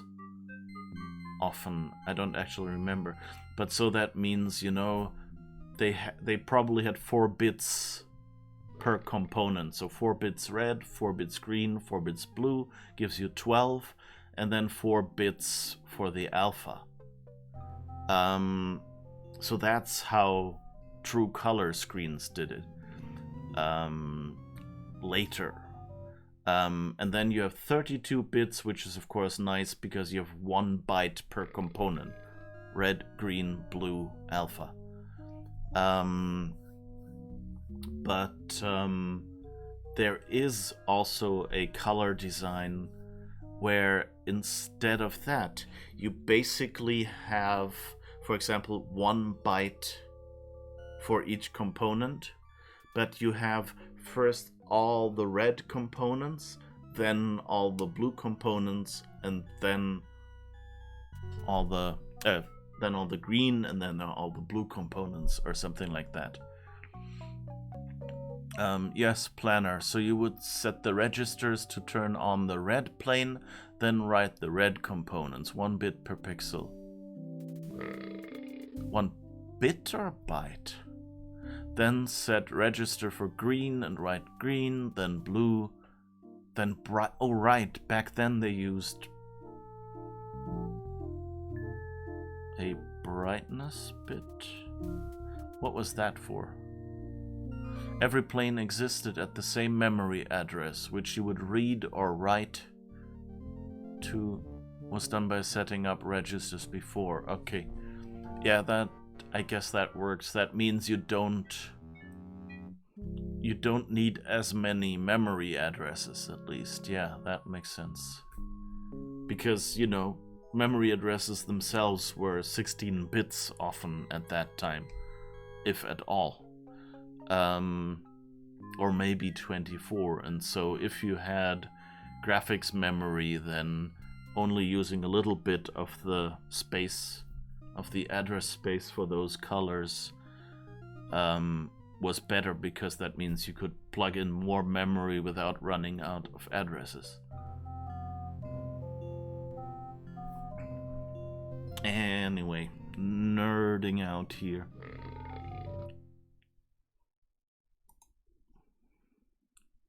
Ye olde outhouses. And yes, every linguist will now say, that's wrong! Because that's not a Y. I love this idle animation where he just pulls out a sandwich from somewhere and just eats it in one gulp.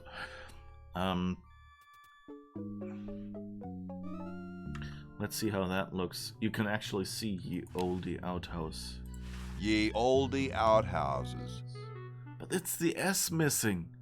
He's lying.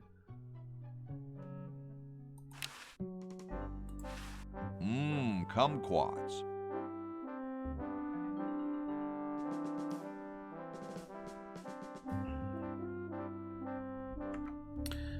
Anyway, so there is a letter that looks almost like a Y that used to be used in English for the TH.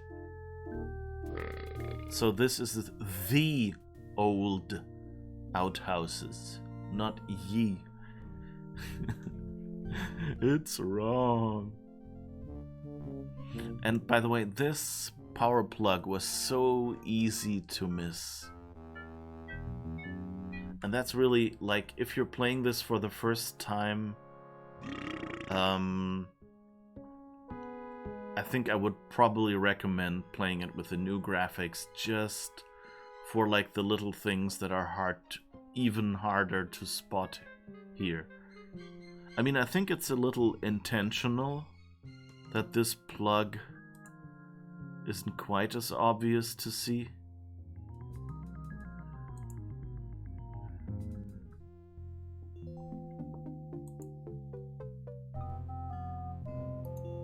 The father of our country is gazing out at me. Wow. I don't think I ever did that. In the old graphics, you can still mouse over things and see the text below. Yeah. But, like, if you don't see... Oops. By the way, that Ben Franklin piece of music combines the Day of the Tentacle theme with Yankee Doodle. Right. Wait, can you sing a little bit of that for us? Because I missed that. So one goes dee da da da da da da da da da da, and the other one goes da da da da da da da da da da, and they go together. Wait, so how do you put them together? You just play them at the same time. Like, oh, really? Oboe plays one and flute plays the other at the same time. I want to get Clint and Peter to sing that together in harmony. Ready? Ready? I'll do the Tentacle. Okay. Okay. 1, 2, 3, 4.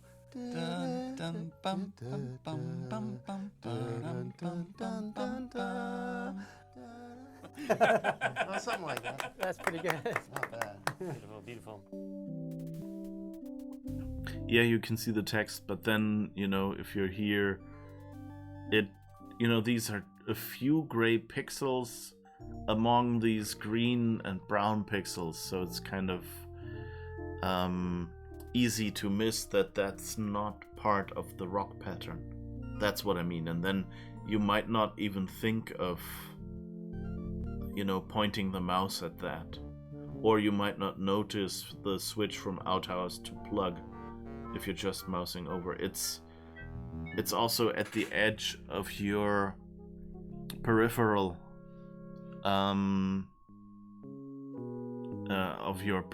vision is where this is. Like, I've seen many people play old LucasArts games and just completely miss items while I was sitting there and going, well, it says sign here, that's the thing you're looking for. But you're focused on the graphics in front of you, kind of immersed into the world, and the UI justifiedly, fades away a little bit. And so this text not being in your face, it's easy to miss the change. And so for that, I like the updated design where you just go, I'll show what an item is as you mouse over. I just don't like that horrible colored background they designed for it.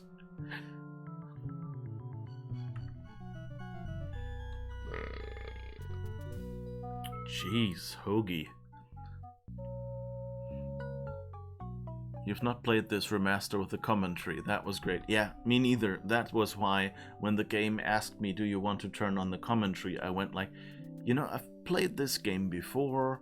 I've played the remaster a little bit and watched it played as well. But, I basically remember most of the puzzles. If not in detail, then at least in general approach. I know where I have to go. And so I thought, to add something new, let's do the commentary. Especially since I'm not sure if I'll actually finish playing this game. I might go back to it next week or something. I haven't yet decided, but yeah. Oh, by the way, there will be a stream tomorrow, but it will be a few hours later. The idea behind that is to be able to do the New Year's wraparound, to be on when the new year happens. So that usually we start at 5, then we'll start at 8, so 3 hours later than usual.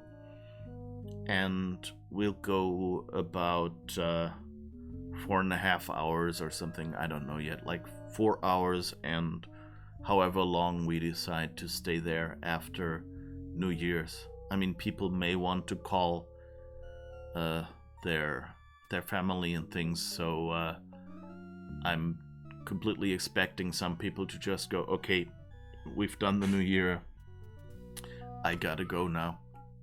The plan so far is to play Satisfactory with a few friends on, hopefully. So we'll see. How did we... I'm trying to remember how we did. How we referred to it to score it, because we would have had to play the game. I think what we did, I'm trying to remember too. Hold I think up a what we video actually, camera in front of the screen? I think what we did was we got a save game made, and we would play it to the next, like, place where you could pause, or like we would, the next spacebar point or something like that, and then we would score it, and then we would make it so that the music, because the thing was that you couldn't rely on the sync, right? So we had to actually make the music interactive in a sense with the scene, so that it could, depending on how fast of a machine you had and how quickly therefore the scene would play, would the music actually hit the right hit points and then proceed correctly to the next hit point. So we would have an accordion like... We basically had an accordion-like structure. At each little section, it would sort of pause and then resume at the hit point. Or jump to the hit point if the hit point was reached first. Yeah, and I'm trying to think if we... Would be only the fastest machines. Right. Okay, so they're talking about the fast, like how they did the music transition when you transitioned between scenes. Because of course that depended on how fast your disk drive was, or CD drive, or whatever. I believe Day of the Tentacle was the last of the LucasArts games with a 2/3 screen with verbs below, and afterwards they went to full screen graphics with hover text. That sounds about right. Like, I don't know if Sam and Max Hit the Road was before or after Day of the Tentacle, but that was the same 2/3 layout. But I think Sam and Max generally doesn't feel as nice graphically. And Sam and Max Hit the Road was after? Okay, then that was the last one, not this one. No, Sam and Max Hit the Road was not full screen.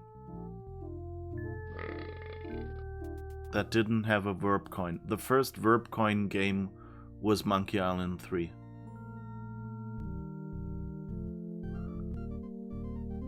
So that, you're misremembering that, pretty certain.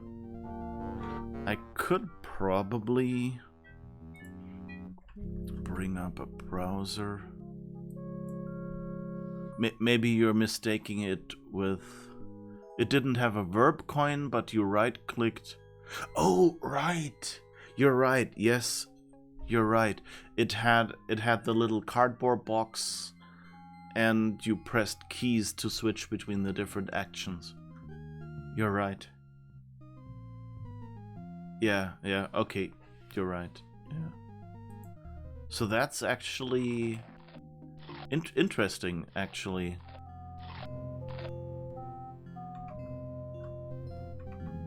So I've tabbed out, and so we didn't see Hoagie eat, I guess, but we heard the noises.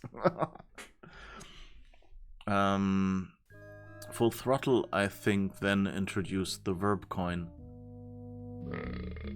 Was Full Throttle before Monkey Island? Yeah, that could be. Right. Yeah, I'm not 100% sure about the timeline. But yeah, they both had the verb coin interface. Good point. Yeah, but it's interesting. I completely forgotten that Sam and Max, while it didn't have the verb coin yet, it kind of had the general behavior with a lesser UI. And that's kind of a smooth transition, you know. First they went, okay, we need to remove this stuff.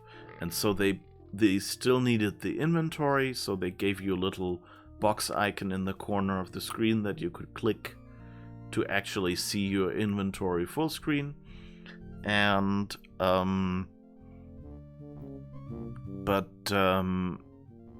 then they gave you I think it was like you hit the number keys or F keys or something, or was it like G for get and U for use, something like that, to switch between the 4 or 5 verbs they still had.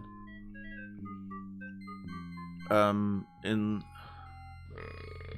Satisfactory they have a misophonia mode, so you don't hear the characters eat. And here they play it loud on purpose. Yes. Satisfactory is really good about all those phobia and settings. Like, it has a mode to switch the spiders to pictures of kittens for arachnophobia, for people who have arachnophobia and things like that. It has a lot of those settings. Alright, so let's walk over here.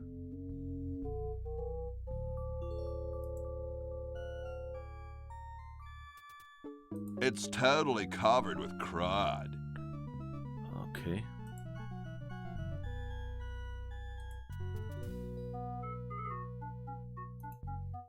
It's closed.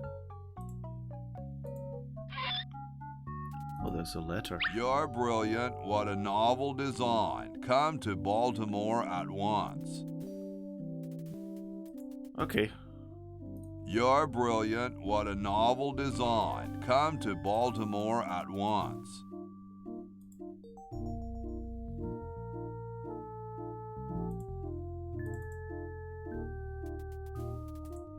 I don't wanna. Oh. Had to open it. So this looks vaguely familiar. And now if we switch So back... as soon as Hoagie gets that battery working, we're set. I'm afraid not. We still need a diamond for the main unit. And your friend in the future needs power too, if she's still alive. Alive?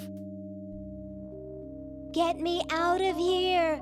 I like trees and everything, but this one has got to go. Heavy-handed hint. But by the way, I forgot to mention that earlier. I think I like that they, like he does all the exposition, and then Bernard goes, "What should I do?" And then Dr. Fred comes back in and says, "Step 1, get the battery plans. Step 2, turn off the chronogen. Step 3, get out of here." So you kind of get a more directed feeling of what you're supposed to do next.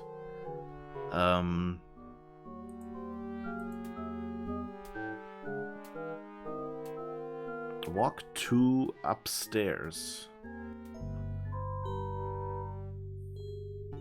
And that's such a cute moment when he goes down there and whacks his head. Basically, when someone says that something is an easy moment or something, then the first thing I think of is Bernard here going, "That's too easy." Whack! Pass out. Oh, by the way, how does... I wonder how the character switching works in the modern version.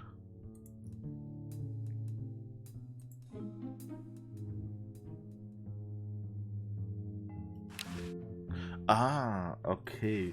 So if you pull up the inventory in the new version, here you have the switch to another character.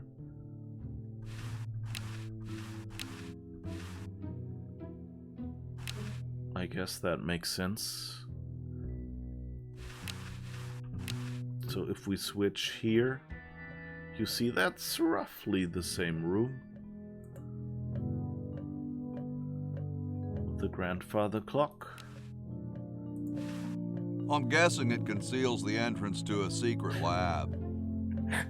That's kind of nice that they can do this joke, you know. They know you must have already found it to get to the situation where you can control Hoagie. So they'll go, oh, he knows the solution, he can see it. It's just Bernard who didn't catch on right away.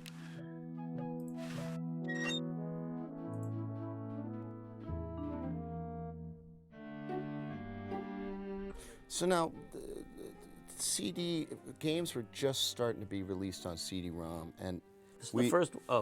For us, it was the talkie. First talkie. First talkie, right? Was this before Rebel Assault?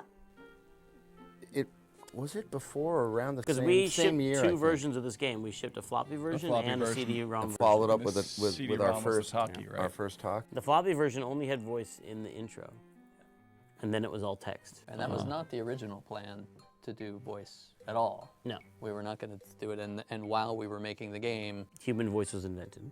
Well, human voice was invented, and more and more people started to have CD-ROM drives in their home computer to the point where Kelly Flock just came in one day and said, what do you say we delay the game a little bit and we make a full voice talkie? Yeah, let's all thank you to Myst. Although, was this pre-Myst? No, I think, well, I mean, Myst was what sold all those CD-ROMs and Rebel Assault. Of course, that is... I didn't realize that this game... Was this game and Myst really contemporaries? Because, I mean... if you compare the graphics...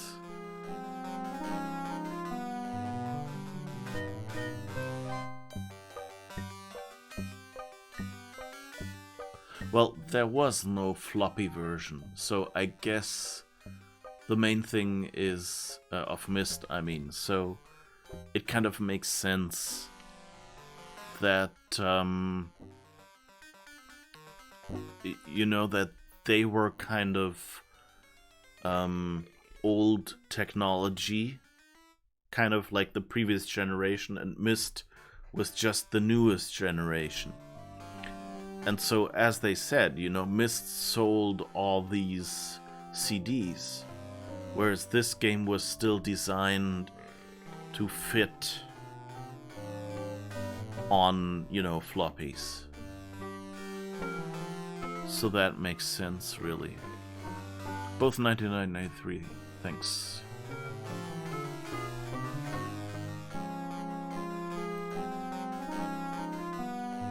It's covered with plans and junk. Deuce.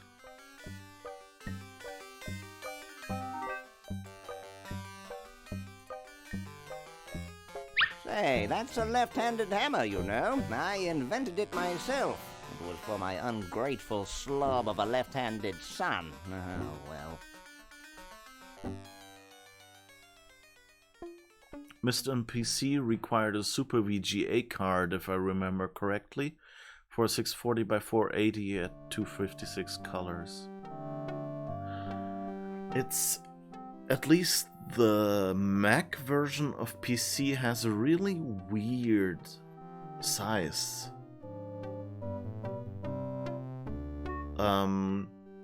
Like at the time, Macs, like the smallest Mac color screen was 512 by 384. And when I reversed engineered Myst a while ago, the height, like basically on a 640 by 480 screen, Myst ran with black bars around all sides. So, and it wasn't 512 by 384. It was some odd size.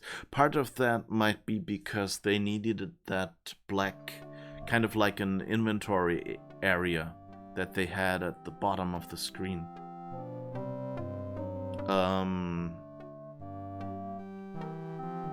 My gut says it was something like 400 pixels wide, high.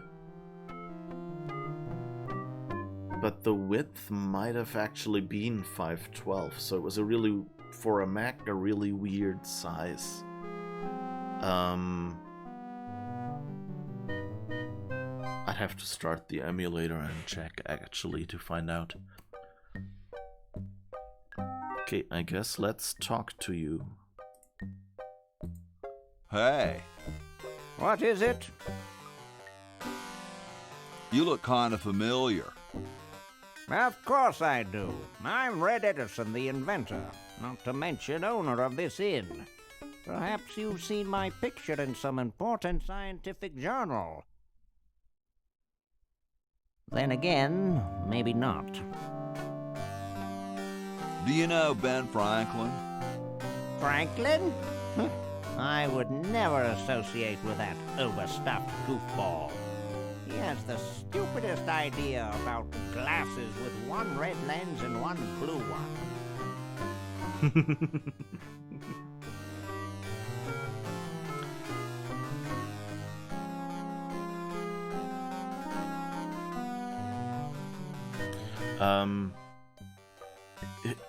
I like this. It seems like an anachronism. Anachronism. I think I'll have to do something with microphone sound soon. When I first played this, I had never heard of 3D glasses and completely failed to get that joke. Yeah, I remember doing this scene before and understanding it, but I'm not sure whether I knew about 3D glasses at the time. And I think the ones we had were actually red and green. So, but it's a fun way of saying some things were ahead of that time. What are you doing? I'm inventing, you simpleton. What's it look like I'm doing? I know an inventor who looks a bit like you. Well, it's not one of my sons, that's for sure. It appears that I, Red Edison, foremost genius of my day, am to be the last in a long line of gifted inventors.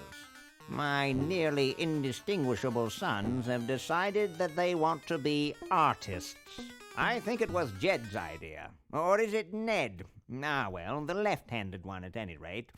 Must be some sort of bad blood on their mother's side. What are you inventing? It's a new size-independent fastening mechanism based on circular geometry. Size-independent fastening mechanism? Is he inventing buttons? Or a belt?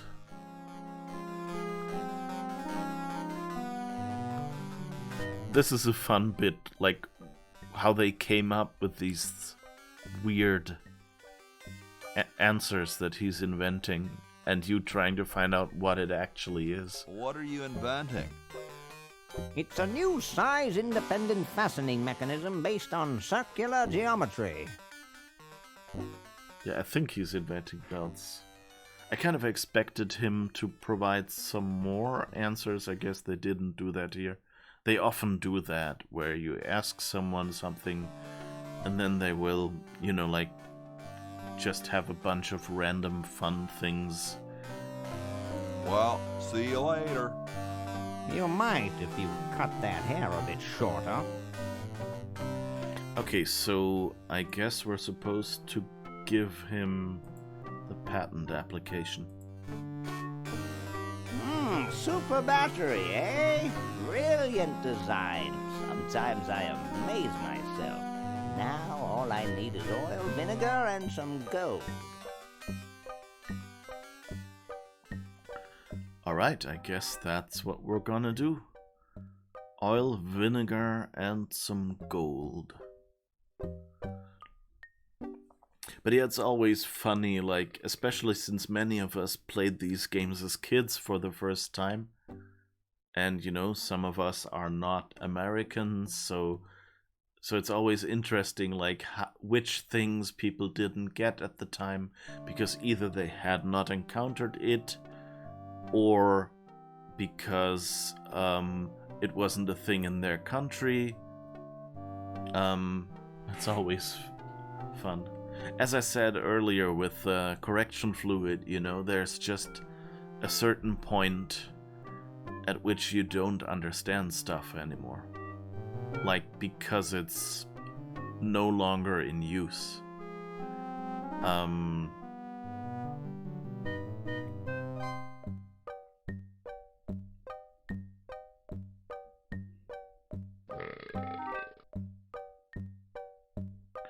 Okay, I think that's all we can interact with here. Meanwhile, 400 years later. Get me down from here!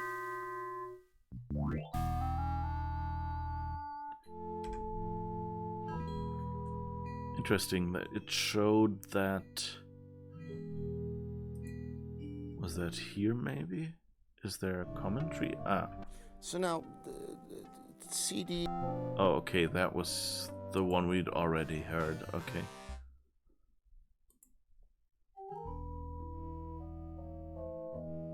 What's up? Don't feel like talking, huh? Vow of silence or something, probably, right? Well, that's cool. Know where I can find some oil?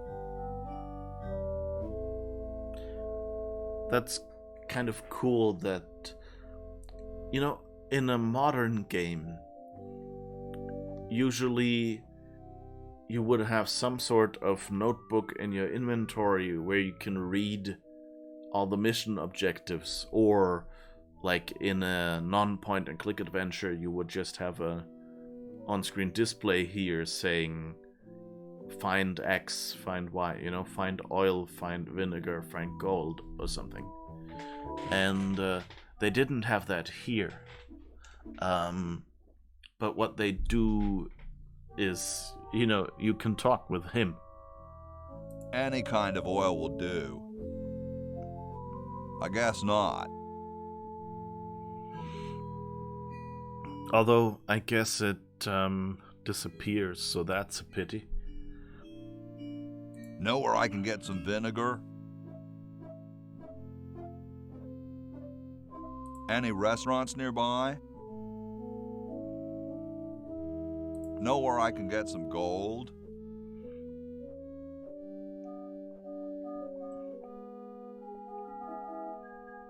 Maybe some Krugerrands? Great hat, man.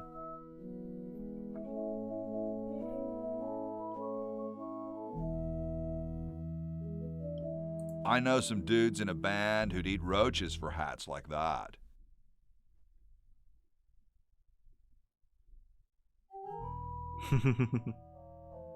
They're called insensitive spittoon. Know where I could get them a couple of hats extra big?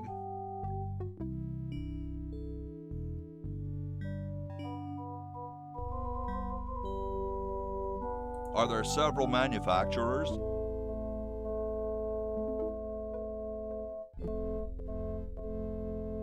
Could I get a band logo printed on one?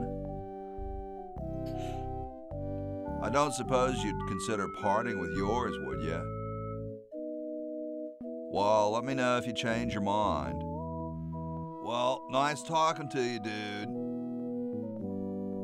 Let's see if the conversation pops back up or if we've used up the hints what we need now. What's up? Okay, they come back. Okay, that's good then. So that's actually a clever way to kind of give you a chance if you've forgotten about the objectives to go to him and talk to him and actually, oh yeah, right, oil, vinegar, gold. We're looking for that for some reason. Later, dude. Dead cousin Ted is my favorite Edison, so I guess I have that in common with Laverne. Spoilers. Yeah, it's a cool idea. I think Dead Cousin Ted was actually in the original Maniac Mansion as well, wasn't it? So, that's good. Oh, and it's 7, so I guess it's time for our first short break. See you in a moment.